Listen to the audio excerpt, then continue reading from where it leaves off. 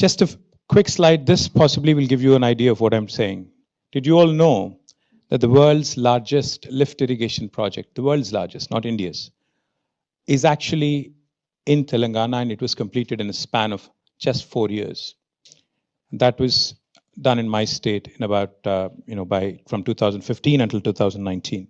Did you also know that the world's largest campus of Amazon, which I'm sure all of you use Amazon quite frequently, did you know that the Amazon's world's largest campus is not in Seattle or the US, but in my state, Telangana, in Hyderabad?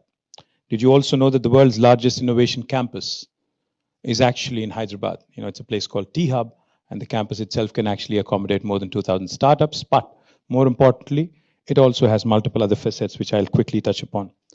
Did you all know that Telangana is home to 1/3 of world vaccine production? Not India. 1/3 of world vaccines are produced from my state, my city. And did you all know also that not only Amazon, but if you look at the top 5 most valued tech companies of the world, all of them without an exception have their largest campuses outside of their headquarters in Hyderabad, in Telangana.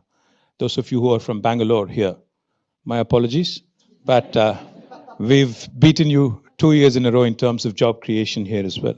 So this is a story, of how a new state, which was fragile when it got started, which was nascent, has built foundations and converted it into pillars of resilience. Let me also quickly share a couple other things with you.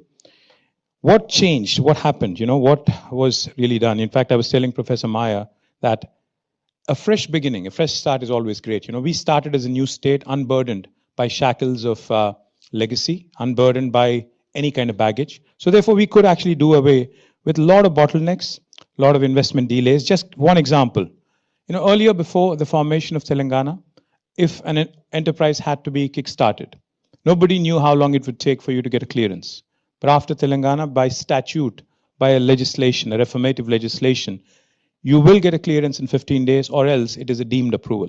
No other state in India will tell you this. Likewise, I can go on. We have actually moved from a person orientation to a process orientation. We have moved from individual orientation to an institutional approach, and we ensured that this long-lasting change happened effectively in a short span. Let me also add, not just in industry, but one of the most important sectors in India is agriculture, because more than 65% of Indian population is either directly or indirectly leaning on agriculture for subsistence. This, by far, is the largest program done by any government in the world. Again, a $9 billion of DBT, directly depositing $9 billion into 7 million farmer accounts, has not been done by any state in India or else anywhere in the world. And this has catapulted, as you can see, in Telangana moving from rank 14 in 2014 to number 1 in paddy production, surpassing Punjab and Haryana in about 8 years of time. And quickly, let me also add this and then close out. We talk about the butterfly effect. I would like to talk about the KCR effect, the leader effect. When you have a leader who's driven by passion and purpose, this is the sort of thing you can do. Telangana became the first state in India to provide a potable drinking water connection to each and every one of its 10 million homes.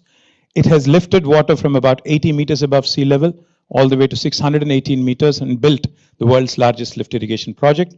In the process, it also became number 1 state in inland fisheries. In the process, it also ensured that every single industrial water need was also taken care of. In the process, it also eradicated what is called as fluorosis. Also, again, found a permanent solution for a metropolis like Hyderabad, whose drinking water needs for the next 5 decades have also been met with. I will not elaborate too much because I'm cutting into Maya's time, but I would say this before I close out. I'm not here for a pitch. I'm not here to make a pitch. I'm here for a partnership. We can dream together. We can build together, especially a growing economy. In Telangana, we didn't just carve out a geography. We authored a story that's ready to compete with the rest of the world. This isn't just a presentation. It's a promise. It's a dream of decades that has been fulfilled, a blueprint of hope for India, and a vision for the next generation of change makers. And I believe Oxford India Forum should definitely be a part of it. I'm promising with faith, with a purposeful future for a progressive Telangana and the fire that has built it. Mark my words, India is the future and Telangana will continue to tell its story. Thank you very much for this opportunity.